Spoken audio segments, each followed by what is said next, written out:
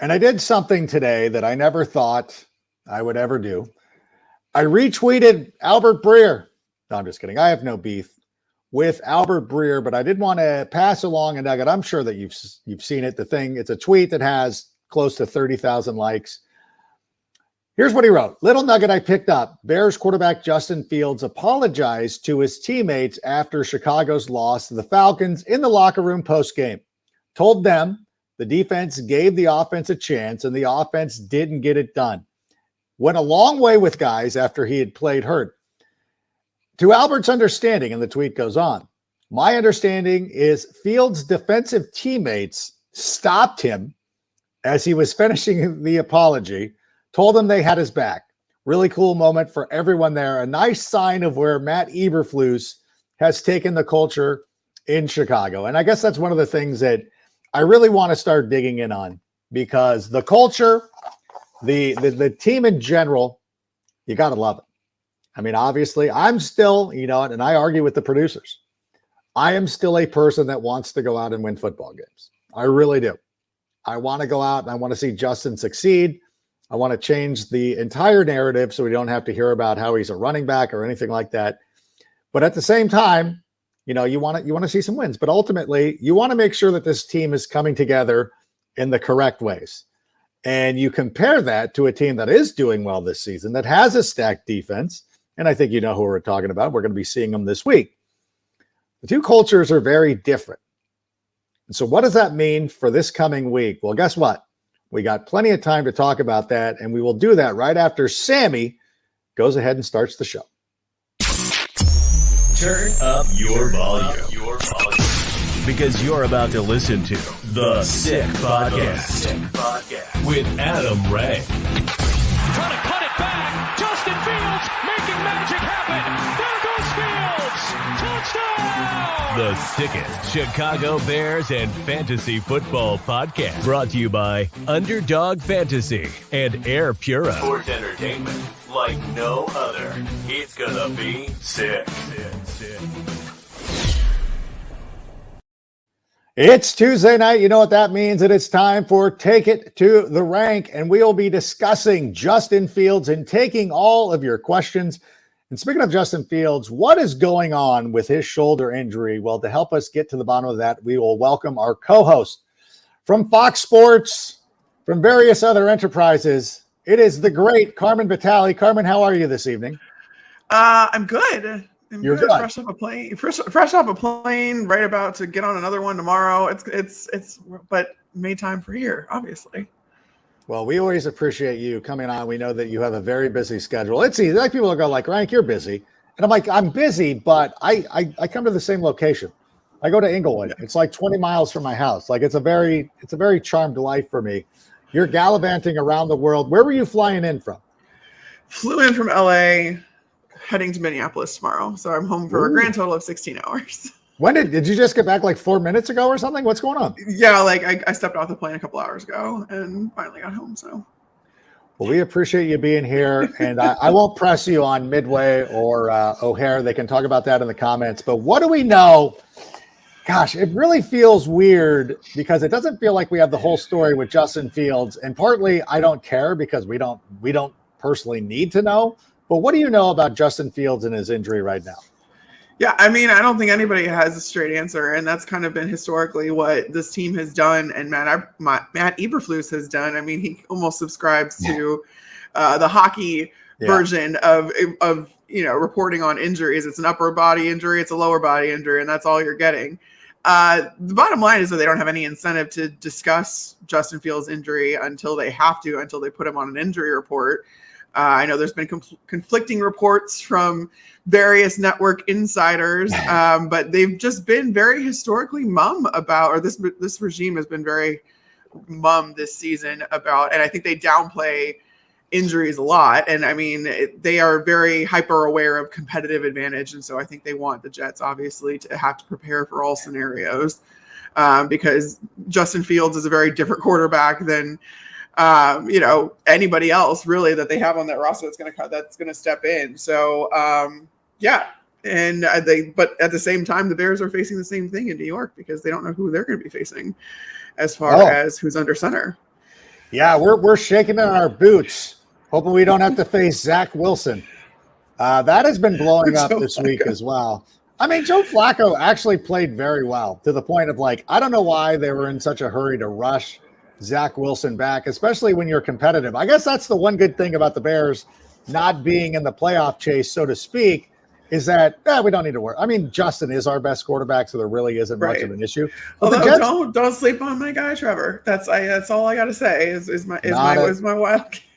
Not a disrespect to Trevor at all. We love Trevor Siemian. We love it. Listen, I love all these backups. Chase Daniel is a friend of mine. Like these guys, I understand, but like I said this to Chase to his face last night. I go, if you're a backup, you're a backup. Like no disrespect to you. Like listen, if I was it's a really good gig if you can get it. Are you kidding? The best kid. What are you talking about? Like I made the joke one time. Gig. We do a segment on Monday night called Cut to the Chase.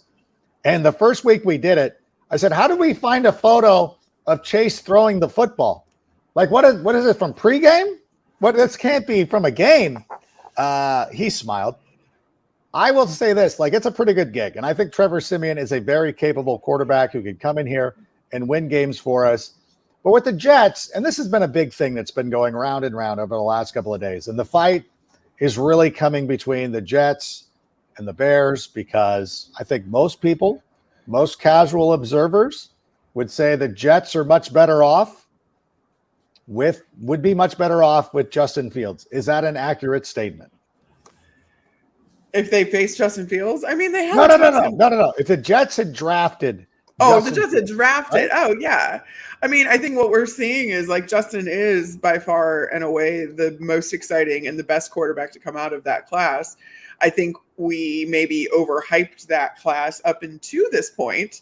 Yeah. All the talk that there was about Trevor Lawrence and and even Zach Wilson for that matter. And now you're seeing that Justin Fields has kind of risen to the top. It took a little while, but that's okay. I mean, I've said it before, he's where this league is going as far as his skill set.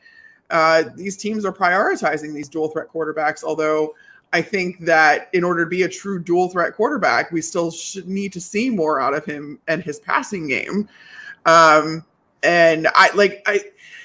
People are very sensitive online to saying that there's still questions out on Justin Fields. And if he answered all of the questions that the Bears front office had about him, I'm not convinced he has. I mean, he's absolutely a dynamic runner. He's fantastic. And I know what he did at Ohio State as far as from the pocket. I know that he has that capability. But the bottom line is we haven't seen that as far as his throws from the pocket and what he can do as far as processing and all that other stuff in the quarterback role. We haven't seen enough of that yet.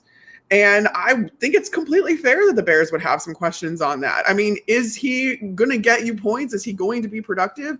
Yes, but that is primarily as a runner right now. And that's not something that's sustainable, as we've seen, because he's so beaten up right now. I mean, he had 18 carries in the game on Sunday. That was his season high. Like, the Bears have pushed and pushed and pushed him. And I know there's a sweet spot that I think they kind of bulldozed past as far as getting him comfortable. Yes, you need to incorporate the run game, give him some more design runs, let him have a little bit more autonomy over that so he can, pick and choose the places he gets hit and all the other stuff. But when you're carrying the ball 18 times, a vast majority of which were designed runs, not just scrambles, he's taking way too many hits. And he's dealing with multiple injuries by the time this game was over. And one of which we don't know the severity of. Yeah. And those are fair critiques. I think over the last couple of games, he's had an opportunity to win ball games at the end. And that's, you want to see the progression right there. But at the same time, like, listen, Sunday night, Justin Herbert had plenty of time to go down and drive and try to get a tying score. So it's not like every quarterback automatically leads a game tying or game winning drive. Like, it does take some time to develop those skills. Yeah. I think that for me, I just feel like, given the limitations, and this is probably some of the things that people are talking about, like, we didn't really surround him with enough to be able to fully judge. But I think if you're the Bears front office, though, there's got to be no way that you would draft a quarterback in the first round. I don't care where we land. I don't care if we end up with the number 1 pick, the number 3 pick. I don't think that it would be fair to draft a quarterback at this point. He's not Josh Rosen. he's proven, like some of these other guys that, teams moved off of very quickly. I think that he's done, personally, I think that he's done enough to where you're like, you get another year at least. Now, long term, like, if things are happening next season where you're not winning games, he's not throwing, he's not progressing, okay, fair. We can enter into that conversation. I think for this season, I would even suggest that he's further than a lot of people expected at this point of the season. We had Connor Orr on the show on Friday, where he was already apologizing. He's like, yeah, I missed that one.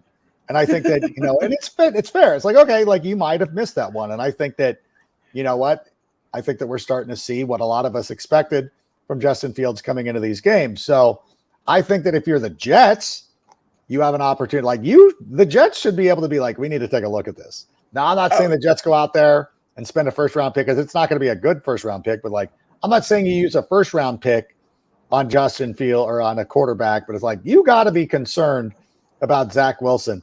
And by the way, I was and alluding to what I was getting at before, it's like, Jets fans, don't be mad at us. Like, don't get upset with us because we drafted Justin Fields because of your mistake. Like, I don't remember anybody going after Patrick Mahomes and the Chiefs like that. No, we were upset with Ryan Pace. Your anger should be reserved for the Jets front office, for their decision makers, all the quarterbacks that they passed over, all the players that they passed over. Like, think about not only just the quarterbacks, like there was like Jamar Chase, there were some other, great players in that draft. That first round has actually had a bunch of good players who have competed on the NFL level that you're like, it wasn't just the quarterbacks. So, but I think ultimately I don't know. I think that he's proven enough this season. Like, we're going to give it a go next year, and then we'll see. They'll build. They got all the salary cap. I would suggest that we're ahead of schedule, but that's okay. What about for this week, though?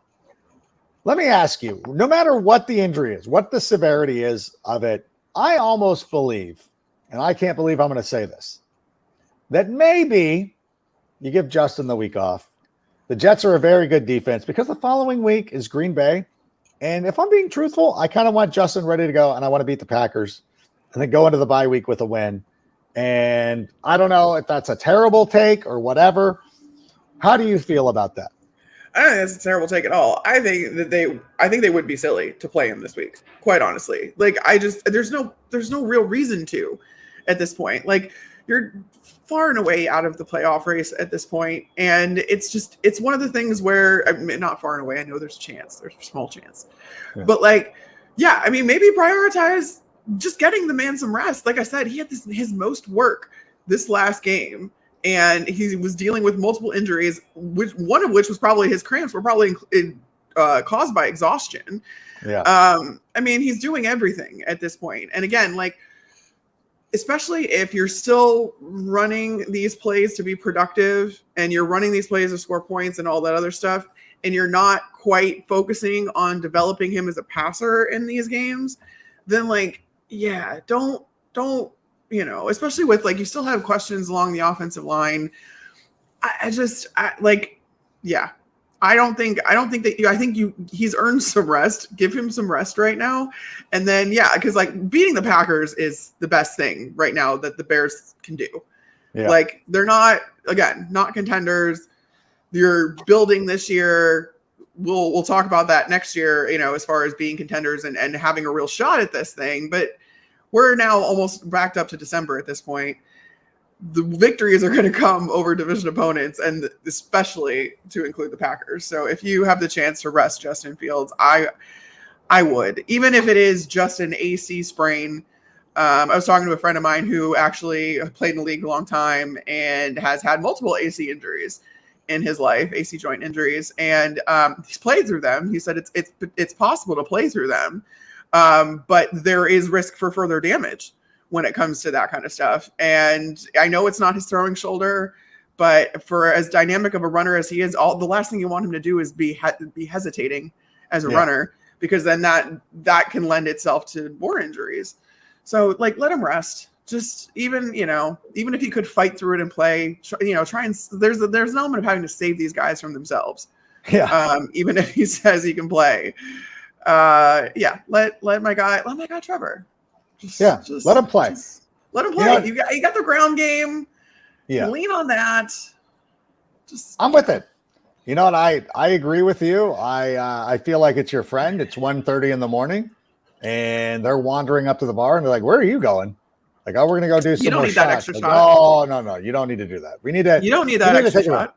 No. We got a big day tomorrow.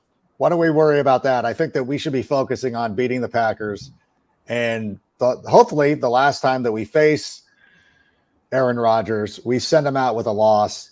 And then Justin can do the belt dance, and I own you, and we'll do all that stuff, and then we'll just make Take a year out of it. advantage of the fact that the Packers are like they're working out Geronimo Allison. Like they're just bringing back guys from where Aaron Rodgers passed, I think, to like placate him at this point, and they're not in a good spot. So like, take advantage of this if you're the Bears. Yeah, they're in a very terrible spot, and I could not be more delighted. I still see I'm so excited. I've been a believer in Justin Fields since day one. I mean, going back to his time at Ohio State, even in my pre-draft analysis back in the day, I had Justin as the number. I knew that Jacksonville was taking Trevor Lawrence, so I didn't even bother getting into it. But, I was like, I can't believe that anybody would be taking any one of these quarterbacks over Justin Fields. It never made sense to me. And that pro day, this is why you should cancel pro days. Like, they play college football. You can kind of adjust this. You know who can play, who can't play. You should cancel the pro day. I would tell my scouts, like, don't go to the pro day. That's too much. Like, honestly, the combine is good for like the meetings and stuff, and like the way that the front offices get to meet with players one-on-one. But as far as like the drills and stuff go, which is what they do at the pro day, like I was also talking to Detroit's receivers coach about this the other day, and there's a difference between the other weekend, I should say. There's a difference between like a 40 time being like straight line speed and then play speed. Because we were talking about Amon-Ra St. Brown, and he was like, his 40 time lacked a little bit. That's probably why he fell in the draft, and like he was injured, like all of these things. And I'm like, but he's like, you turn on the tape and you see him get separation. That's the speed that matters. And so a lot of this stuff is, I'm not saying that there's no value in it, but I feel like that value is still way overblown. And like we talk about 40 times, and it's great. And if you're a receiver that's like purely a vertical threat, I guess, that comes into play, like a straight line 40. But I mean, if anything, you should be paying more attention to the shuffle speeds and all that kind of stuff, because that's more applicable to what you're going to be doing in a game and how but the tape really tells all. And I think that's the 100%. Dirty little secret of all of this is front offices even know that. Scouts and GMs and coaches and all of that. There's a reason they study these guys' tape. And it's because like they don't see much from the drills when it comes to the combine or the pro days or whatever. Yeah, there's a very wise man who once said the tape never lies. I think he built a network out of it. But in any event, like that's the thing. Like we've watched these guys play football. Let's do it. It reminds me of when Cooper Kupp and like the Senior Bowl. Like that's what I want to see. Like if you're doing well in the Senior Bowl and places like that, that should be eye-opening. Like Cooper Kupp, who was an amazing player, who went out there, dominated his college division. You're like, okay, but how does he do against his peers? So he goes to the Senior Bowl, and he plays very well. And then you're like, okay, well, this guy, it solidified everything that I thought about him. He's a good player. He played well in the Senior Bowl. He's going to be fine. Then he goes to the Underwear Olympics, and he doesn't run a fast enough 40, and then all of a sudden people put him in the third round and don't think he's athletic.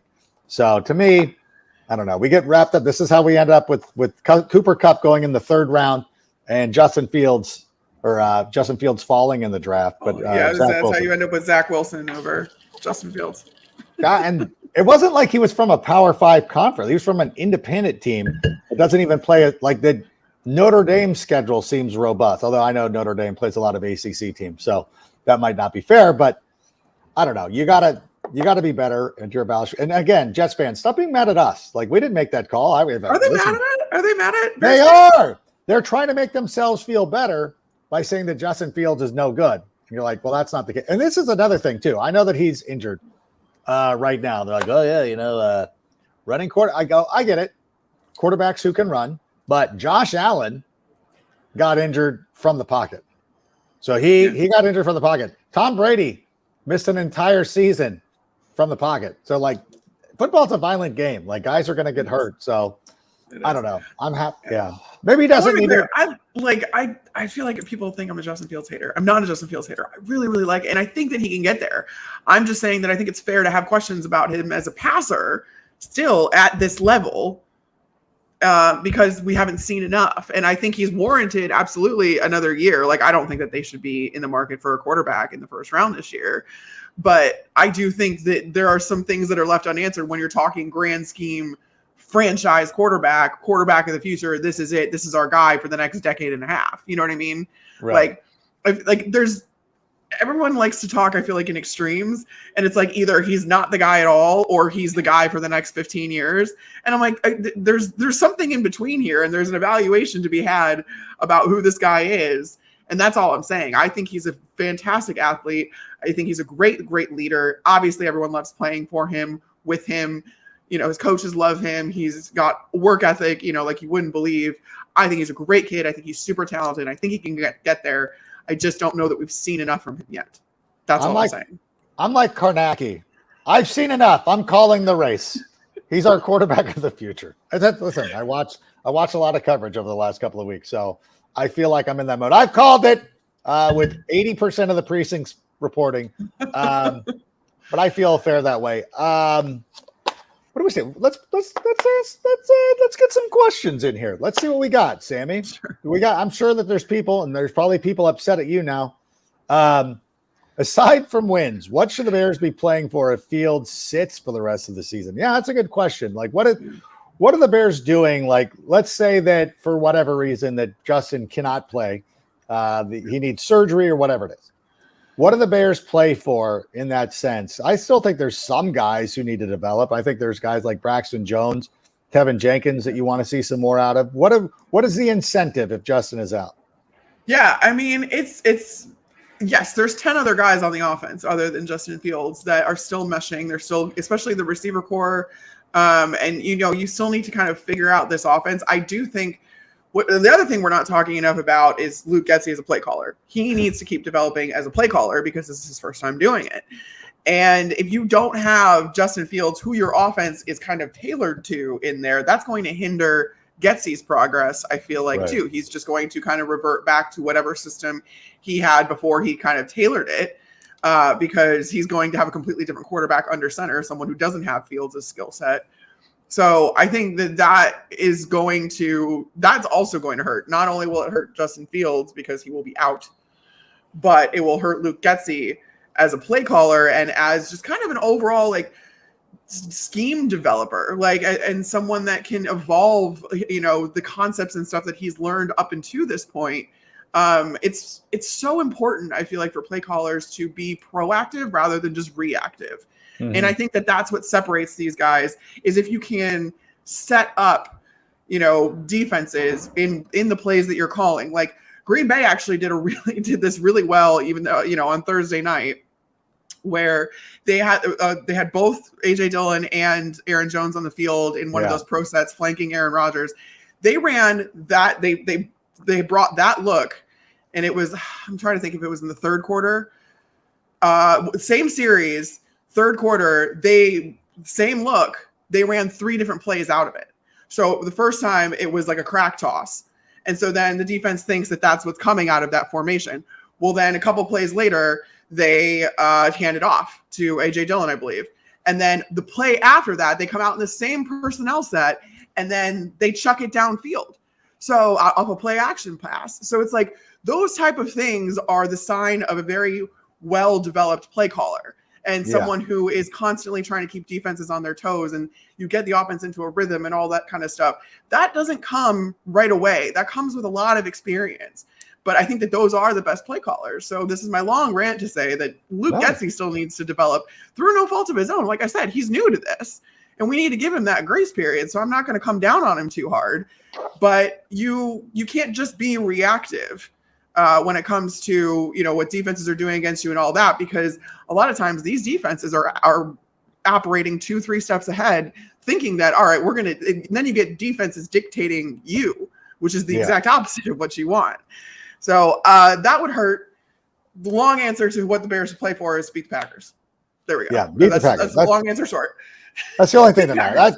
That really is the only thing that matters at this point. And it's funny, when you talk about Luke Getsy, as we continue to track where he's been over this season, where we started off the year with Luke Getsy is going to be so good, he's not going to be our offensive coordinator for more than a year. And then somewhere around week 4, everybody was ready to fire him. Then we got to about week 7 or 8, and then it was like fire Eberflus and make sure Getsy doesn't get away. And then I think after last week's game against the Falcons, a lot of people have concerns about how many times they ran Justin Fields. So now Getsy can't coach anymore. This is exactly as you described. Like, this is what goes on when somebody's on his first year on the job. And he's trying to balance between, like, we want to win this game against Atlanta, what we feel is a winnable game. We want the players to be rewarded. Like, that's another thing, too, that you have to remember. Like, as much as we want to talk about, hey, we're getting a better draft pick, we're doing this, and that's all fair. There are 50-plus men who put their bodies through the ringer week in and a week out, and at some point they want to win. They want to go into a locker room with the satisfaction of a win. They want to go onto that airplane ride and enjoy a win, not booze, apparently. The NFL does not. Make sure that you support Bud Light, who is an official sponsor of the NFL, but don't do it on the airplane after the game. But the thing is they want to go out there and they want to celebrate, and they want to be, they want some, they want to be rewarded with something. I remember, we've all played athletics throughout our entire year, and it doesn't matter what level. I've been on a lot of terrible teams, and I can remember on those terrible teams the times that we finally won. Like my high school basketball team, my sophomore year, we were like 1-29. Oh, we beat Arlington. I'll never forget that game. Actually, at 8 points. But here's my thing. You want to go out there and you want to be rewarded for your hard work. So I think that's the number one thing. Like, these guys want to live in the moment and be like, yeah, we won a football game, because it means a lot to these people. So I think that's what we were going to be going for. But Getsy, all of it, Dom Robinson, Kyler Gordon, Jaquan Brisker, like all these young guys, Braxton Jones. Like, there's a lot. Like, let me ask you, because I've seen a lot of conflicting reports out there. Now, our friend Clay Harbor, he loves to break down the all 22s. He comes out, he goes, you know what? The Bears line's been playing a little bit. He's like, they're playing better than people are giving them credit for. He's not saying they're outstanding. He's like, he likes the progress that he's seen out of Braxton Jones. And then at the other time, there's some tape warriors who are like, Braxton Jones is a bust, we'll cut him. Like, what? It can't be both. Like, what is going on? From what you've seen out of guys like Braxton Jones, what have you seen so far? Yeah, I mean, I think that it goes back to what he told me weeks ago, which was he just needs to get stronger. And this is not, again, this is his first year in a league that is by far and away, like, he's got stiffer competition than he did back in college at Southern Utah. Like, he's not used to going against these NFL defensive ends, and he needs to be able to set himself a little bit more and feel more confident to be a little bit more aggressive. But I mean, for what they've asked him to do and the fact that they've asked him to be an immediate contributor, I mean, I think that he's done fine. Like, yeah, is he the top graded, left tackle in the league? No, he has a long way to go. But I think you see the potential there, and you see, I mean, he's a big dude and he wants to get bigger as far as, being more solid and getting in the weight room and getting stronger and all those things. But I mean, he's got the intangibles that you need. He has the genetics that you need he's already a big, tall dude with a big frame that can put on weight with a true NFL offseason program, and as long as he sticks to it. And the fact that he wants to get better, I feel like will serve him well. And I mean, I agree with Clay, though, that this line really hasn't played as badly as people think that they have. And especially with, the lack of continuity and all that kind of stuff. I mean, you got to give these guys a lot of credit. Even Sam Mustipher. Sam Mustipher is not the scapegoat of this line. I mean, there are breakdowns and miscommunications and all that other stuff, but like, it's everyone. And it's just because there isn't continuity. Sam Mustipher is not the worst center in the league. And I mean, he's had his matchups, he's lost some and he's won some and he's held up. And again, like, they have a quarterback that can run, that can get himself out of trouble, that kind of stuff. So they're still getting to know him, though. They're still getting to know Luke Getsy, as a play caller and this new, scheme that they have. So I think that they'll be okay, and I would have to imagine that they're still going to add reinforcements, whether that's to the draft or even in free agency, or both. But again, I defer to Ryan Poles. He knows that position better than anybody. That's true. Or the position group, I should say. So I trust that he's going to know, what to do and have this line, but it just takes a little bit of time. And also some of these breakdowns and protections, it's not even on the line, because protection is much more than just the line. It's the tight ends, it's the running backs, it's all that kind of stuff. And so we've seen, there was a couple times when Treston Ebner just wasn't there as far as picking up defenders coming in and rushing in and all that kind of stuff. So it's not just the line. There's breakdowns all over the protection scheme, and it'll just come with time, which is not the sexy answer, but it's my answer. No, yeah, I think that Braxton Jones has a lot of things that you just cannot coach, and there's some God-given abilities that are only blessed upon a few people who walk this earth. He is certainly one of them, and at some point, it's all going to come together. As you said, getting stronger, getting better. But, everybody wants to live in a microwave world. They want them good instantly. And what's funny is that when you look at rookie reports, Braxton Jones has been grading out very well. He has done very well. And even when you compare him, I know that, take PFF rankings or things like that as you will, he is playing better than some of the guys that I hear being like, well, the Bears should go sign this guy in the offseason. You're like, well, Braxton Jones is grading out better than he is. So why do we want to go make that move when we have a guy who we're going to be developing on our own time, and eventually he'll get there? And by the way, just look at the leap that Tevin Jenkins took from year 1 to year 2. Mm-hmm. And now when he's not playing now, it's gotten to the point where we're begging for Tevin Jenkins to get back out on the field. Yeah. And we want to see more of him. That's the way it's going to be with Braxton Jones. Trust me. This is me. And trust me. By the way, I don't want I know. So there was the whole thing with Tevin being available for emergency purposes, and he didn't play in this last game. And I've seen people question his toughness and all that kind of stuff. And I just want to nip that in the bud. This hip injury is a lot worse than I think we all know. 100%. From everything I've heard, it is a very severe hip injury. And again, this is just another example of, I think, the Bears downplaying injuries. And I get why they do it, but it doesn't really do any favors to these players that now are, their toughness is being called into question. The fact that he even told them, I can be available if you need me, should show you the toughness and the willingness to play that he has, because this hip injury is not minor. And that's all. That's all I'll say. But I've seen that. I saw that so much on Sunday, and I was just like, no, dude, he's hurting, and there's risk for further damage. So you need to let these guys heal. And I don't know. I want to get that out. It's a bad hip injury. Yeah, it is a bad hip injury. So please do not question him. And it also, going back to an earlier conversation we were having about whether it's prudent to be playing Justin Fields or not, if we take a look at the approach the Bears have had with Tevin Jenkins, where they're like, listen, you're part of our long-term future. You're part of our plans. We cannot risk you getting more damaged or anything like that. I think Justin Fields certainly falls into that category. So maybe we should just be preparing for Trevor, which is fine. We love the Wildcats. We're huge fans.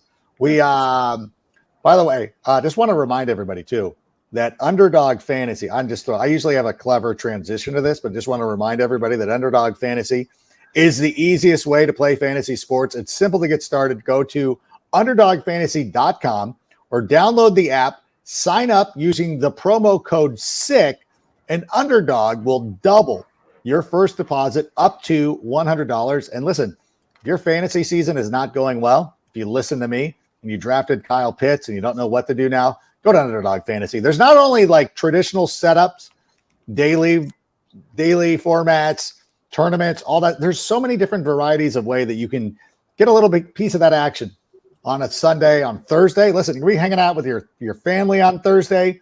You want to have a reason to take an interest in all those games, go to underdogfantasy.com, download the app, play it, put down a little money. Underdog's going to be like, all right, we'll match it. Then you go out, you have some fun. You take home some money. If you watch Good Morning Football on Thursday, I will give you some guys that you need to be playing, and I'll even help you out. So there you go. Underdog Fantasy. We love them, and it is probably the best fantasy app out there. So we implore you to go out there and use it. Let's take another question if we got an opportunity. Are you serious?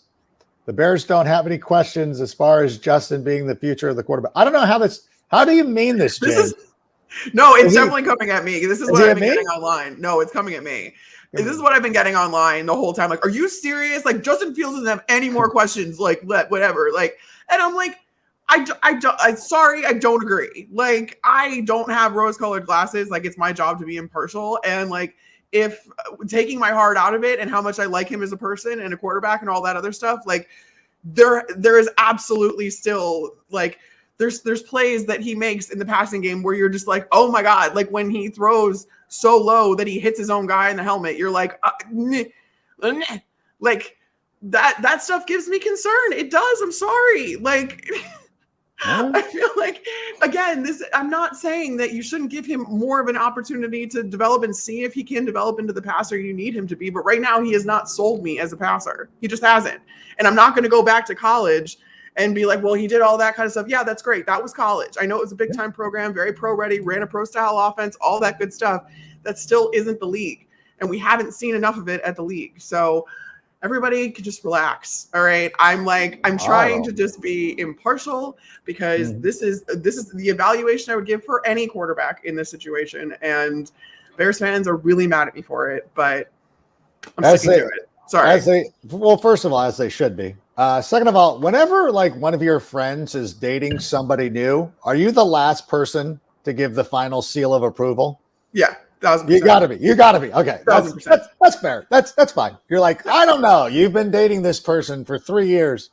What do you think? I'm not that bad. I'm not there yet. You're like, okay, we're getting married, but okay.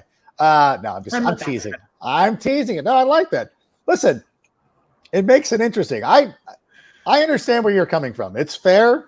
It's fair to have some concerns. There's things that we watch. Like I'm a human being with eyes. I can watch him throw the ball off somebody's helmet and be like, okay, like we need to clean that up. But at the same time, you're like, he's second year guy, got to clean it up. Hasn't even finished his second year. Like there's something. Listen, he's not. I'm just not ready to commit to him for the next decade and a half. That's all. All right. Well, I'm at the jewelry shop. I've already purchased the ring. So you okay? Yeah. If I'm the one that waits a little while, though, you're the one that's like, all right, 6 months. This is it. I got him. We're good. I show up to the second date with a ring, which is fair. I understand. That's the person that I am. Okay. So thanks, James, for writing in. Let's go to another question. We've got one, Sammy. By the way, if I could point out wait, hold on. I'll take this one. Showcase Simeon and other second stringers, which could give us some trade capital and help with the team next year. I think you're talking about things that we could play for. Listen, we're looking. I like that, Steve. Like we're looking for depth. Like we really do want to make sure that some of these guys that are, not just Justin Fields and not just, some of the young receivers or whatever. There's a lot of people. We need some depth. Like Jack Sanborn. Like as much as we're enjoying Justin Fields, and rightfully so, and all the fantasy dorks get into it too.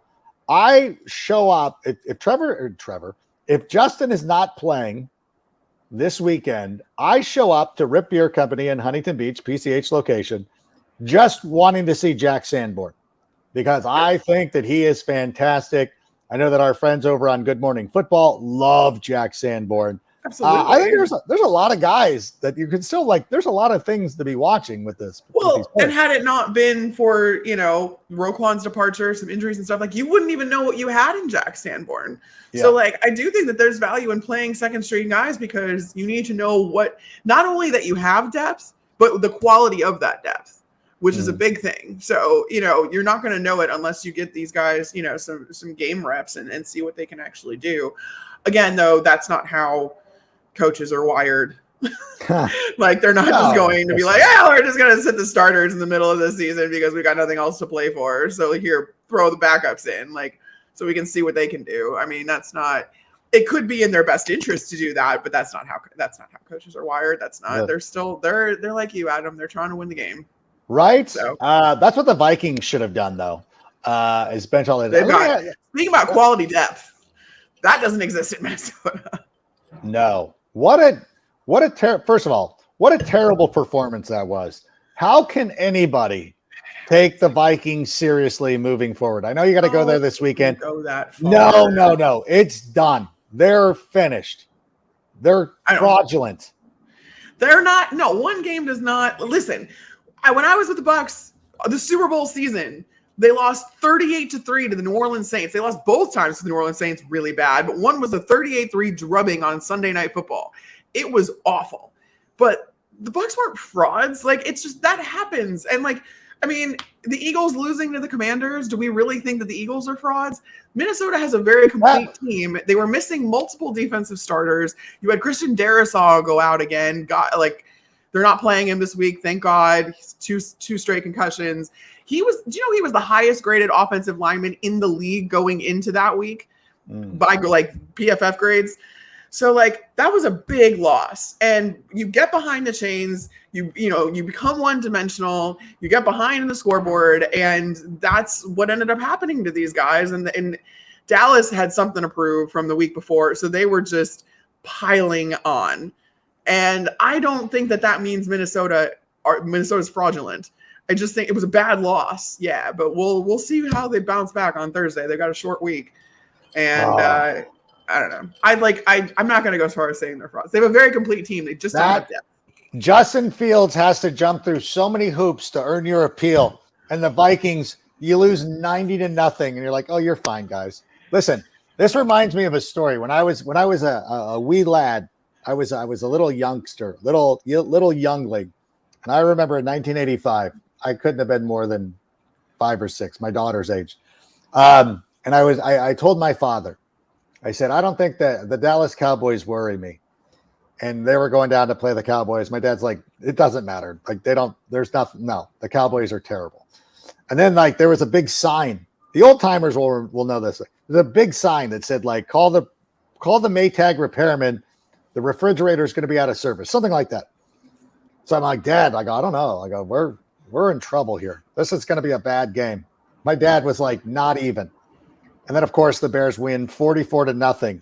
Fast forward to the playoffs. Now, the Cowboys are in the other bracket. They're going on the road to play the LA Rams. The Bears are playing host to the Giants. Bears win, no worries. My dad goes, this Cowboys team is going to lose so horrifically because they don't want to go see the Bears. They're done being embarrassed, and they lost 20-0. That reminds me of this Vikings team. Just a bunch of paper champions. Go out and throw on your gold chains, Kirk Cousins. Drink your Busch Light, or maybe that was Trevor Simmons. That was Taylor Heineke. Whatever. Kirk Cousins was drinking a milkshake. Whatever it was. I will not take the Vikings seriously ever because of that. That's me. I'm a bad person. I've already crowned Justin Fields. I've written off the Vikings. I actually am probably the worst influence on you. I don't know. I'm sorry. I'm not that easily influenced. No offense. We need to have the happy medium. What about another question, Sammy? Do we got somebody out there? How much do you think the Bears get in return if, say, they were the number 2 pick in the draft and traded back to the 10-15 range? I mean, you think about what they gave up for Justin Fields just to move up to number 10. Oh, if they landed that top 5, they're either going to get an excellent player or they are going to get a bounty for one of those quarterbacks, I would suggest. I mean, that's the thing is like people will overpay for quarterbacks. I'm going to go to the Jimmy Johnson draft valuation chart. Is that a thing? As you're pulling it up, by the way, as you're clearing the air on that, I want to let everybody know we spend 90% of our time indoors, and indoor air can be 5 times dirtier than the air outside.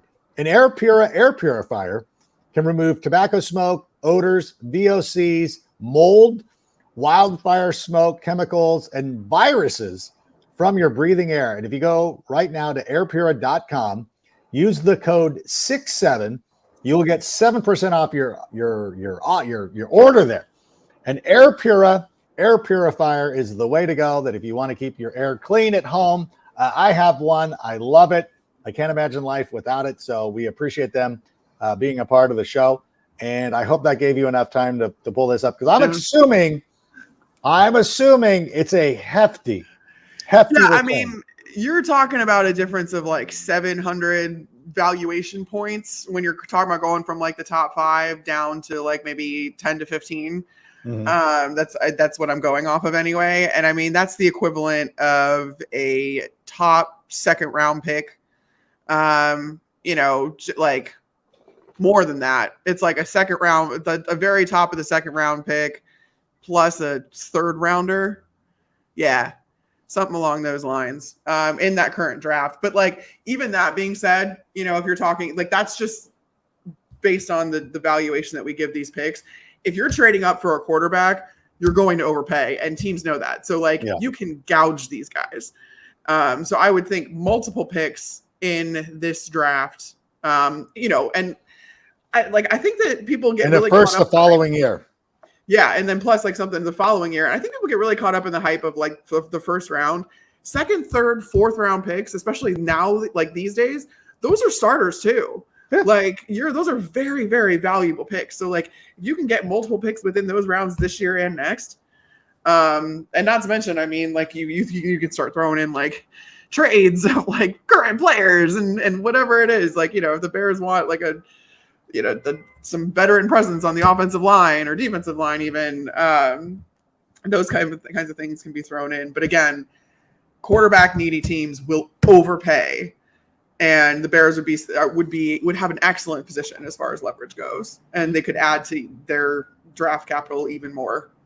Yeah, my dream is that the Giants have to come up and trade us and get our first round pick to take their quarterback. Then we end up, taking a lot of value from them and kind of a return favor for what we did with the Justin Fields trade. And it all works out. I would like to see, you do secure, because you probably don't need them this year. I would like to secure more picks for next year.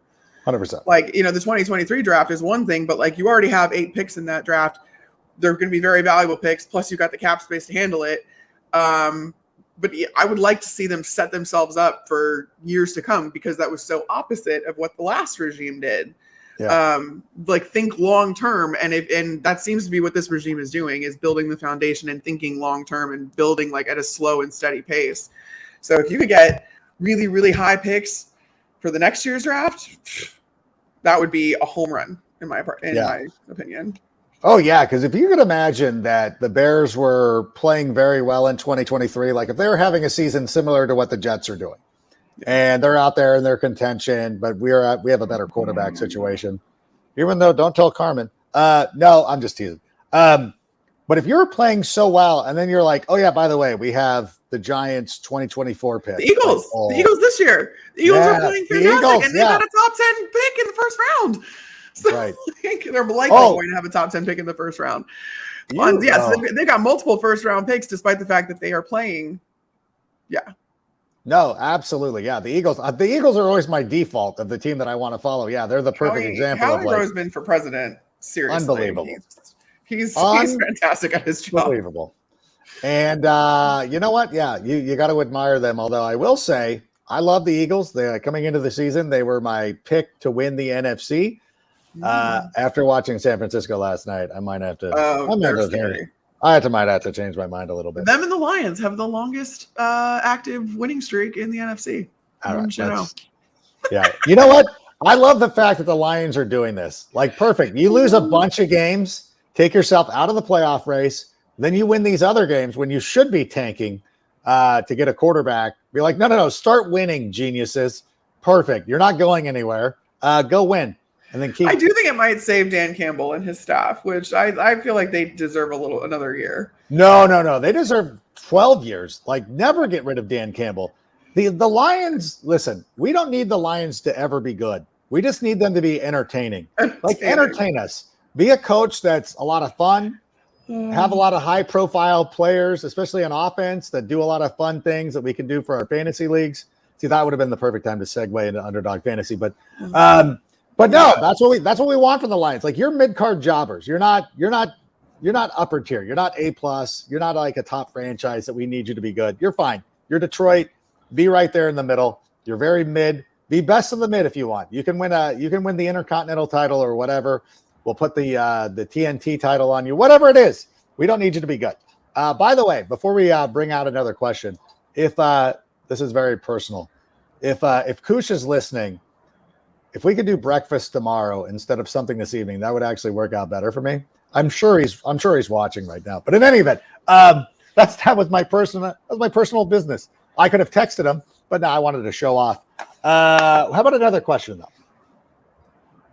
Are you okay with the Bears playing well but losing to get a better draft pick? Ethan, no, that's not me. I'm a winner. You. I want to win. You just came down on the Lions for doing this. I know, but just came down on them. I'm a walking contradiction. What do you want from me? I still enjoy winning, but I don't know. Okay, fine. I'm a hypocrite. I don't want.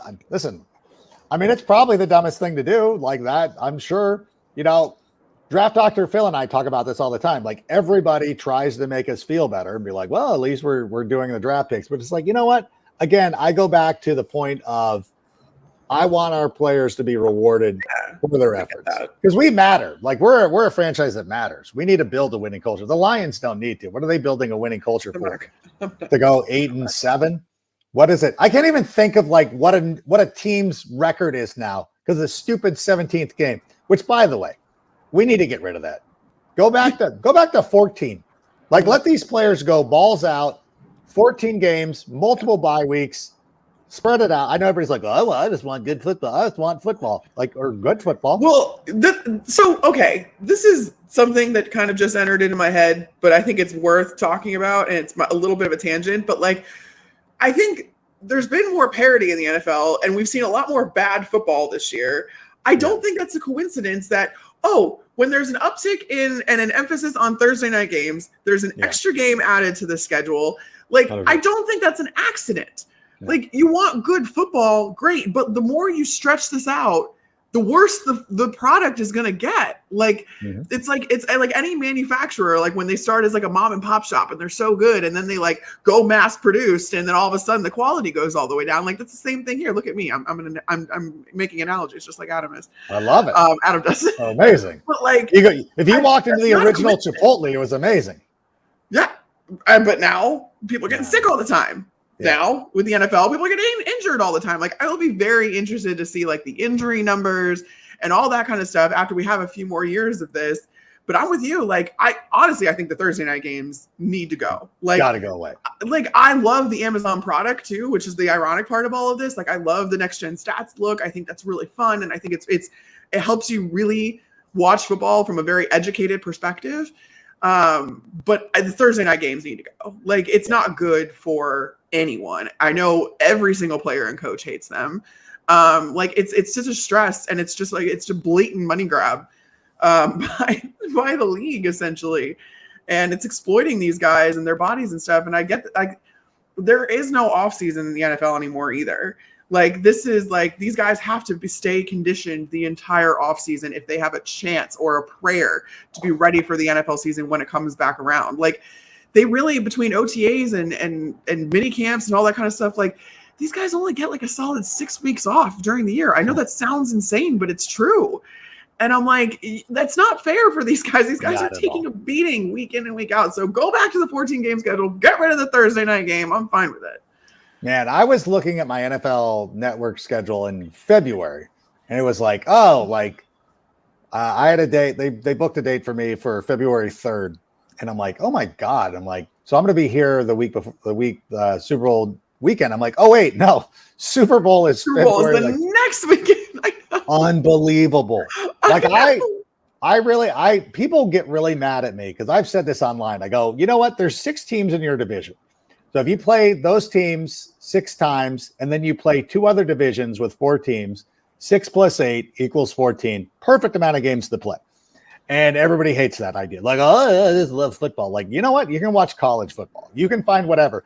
And we could also space out some bye weeks to make it a little bit more palatable. And I'm not completely adverse to Thursday night games if you have a bye week in front of it. Like if you have the teams coming off a bye week and playing and then stretching it out and then they get to play, whatever it is, like figure it out. Like it's not as difficult as they're making it out to be. And it's like, you know what? Like you want the product to be good because eventually people are going to stop watching. You know, these Thursday night games, like there's sometimes that these Thursday night games are like, I'm not watching it. Like I went to Hamilton What was the terrible one? It was the Broncos, right? It was Broncos Colts. Like, I went to Hamilton that night. I made the right decision. And, before I went into the performance, I looked down at Twitter real quick. So I was waiting for my daughter. She went into the bathroom. So I wasn't like ignoring my kid. And I looked down and you could just tell immediately, like, oh, I made the right call. They need to fix that. Like, they really do. So I know that wasn't what people wanted to hear. And everybody's like probably tuned out now. And like, it's definitely not what people want to hear, but like when you work in sports media too, like the fact that the NFL like cycle runs year round, like there is no off season. There is none. And our bosses love to say that too. Like, oh, there's no off season. You're like, that's not the victory lap we should be taking. No, it's not.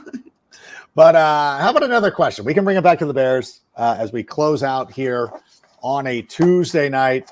If there's another question.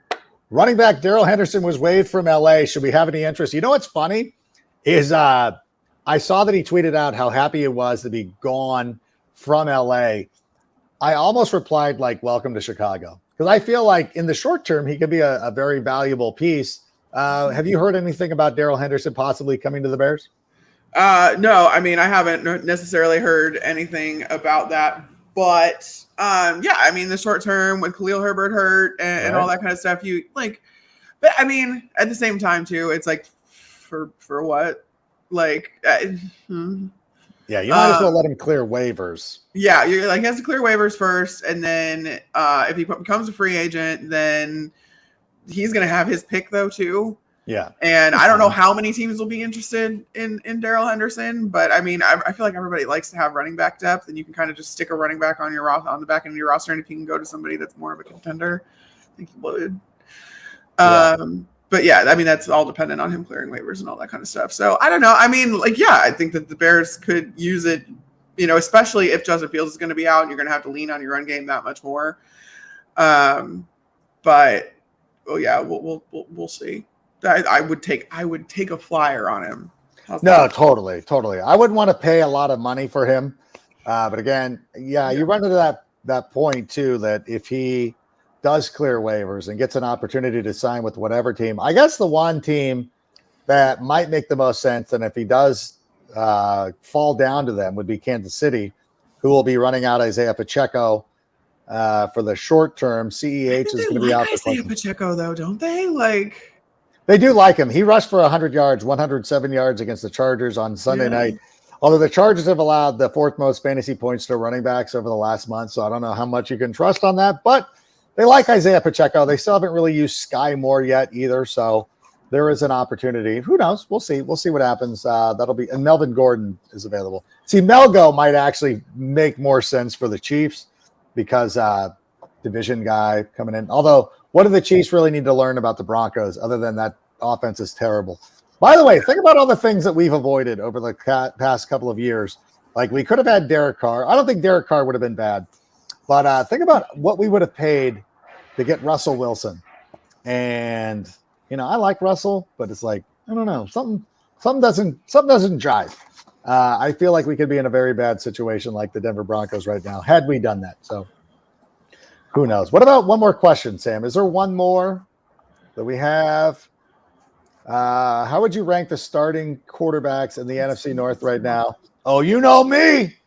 JF1, number one, and then the rest of them, I don't care. What about you? You're writing this for Fox Sports. Who is your number one guy? That's a good question, really. And I think that it would depend on what you were grading off of. Mm-hmm. Because I mean, the body of work that Aaron Rodgers has put together is just unmatched. Like, it's a lot of the blame for what's happening in Green Bay falls on him, but at the same time, he was able to do a lot with a little for such a long time. So I think he's still by far and away the best quarterback in this division. I would do it more of like all right, Justin Fields is the most exciting quarterback in this division. Kirk Cousins is the most quarterback in this division. Like, he's just there. Like, there's nothing. He's fine. He's not reverting entirely back into prime time or big game Kirk, but I feel like this is a better year for him, but it's still not great. And then Jared Goff is he's Goff. And like you live and die by the sword with him. I feel like, he was very productive. Mostly die. Mostly die. Well, in the beginning of the season, I mean, that offense was averaging 35 points a game. Not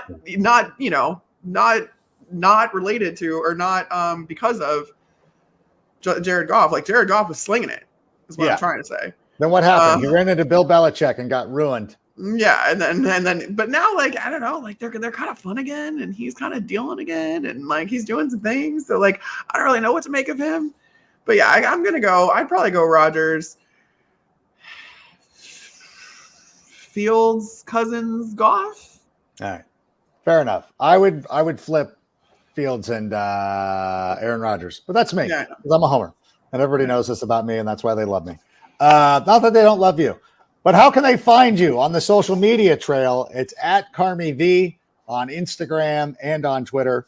And that's it. So you're going to Minnesota. Have a wonderful Thanksgiving watching the Minnesota Vikings and the New England Patriots. Bill Belichick's coming for Kirk Cousins. I feel bad. And plus their left tackle's out, so he's going to attack. Ooh. Christian Darrisaw being out does not spell something good for Kirk Cousins. We'll see if he can stay upright. We'll see. It'll be a great game. So enjoy your holiday. As always, we appreciate you being here, Carmen. We appreciate everybody who's been joining us, who is still, continuing to watch the show. We really appreciate that as well. I know that things have not worked out as well as we have liked it record-wise. And I know that Justin Fields is battling through some injuries too, which will probably dampen our enthusiasm just a little bit. But I still believe that the Bears have a lot of good things going forward for them. A lot of good things in the future. So, you know what? Let's just all show up and watch Jack Sanborn this week and all these young Bears trying to make their mark in the NFL. So for Carmen, Sammy, and Nello, I'm Adam Rank. Bear down. And Sammy, go ahead and play us out. And that's a wrap. Hope you don't miss us too much until next time. Follow the Sick Podcast with Adam Rank on YouTube, Instagram, Facebook, Google Play, and Apple Podcasts. Brought to you by Underdog Fantasy and Air Pura.